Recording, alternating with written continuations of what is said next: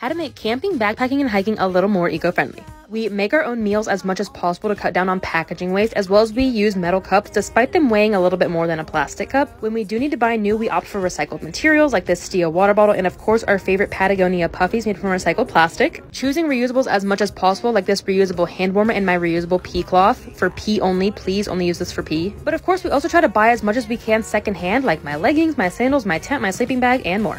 And last but certainly not least is to leave no trace, and Denahi helps us by not leaving any food waste on the ground. And of course we make sure that we take everything with us, leave what we find, follow for more.